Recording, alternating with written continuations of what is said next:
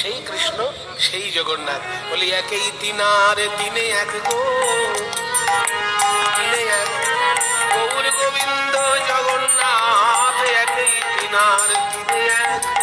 তাই নীলা চলে জগন্নাথ রায়, গুন্ডিচা মন্দিরে চলি যায়।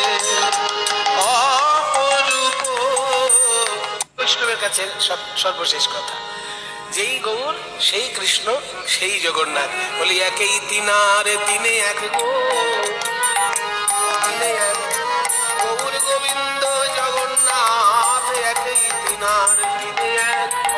তাই নীলা চলে জগন্নাথ রায়।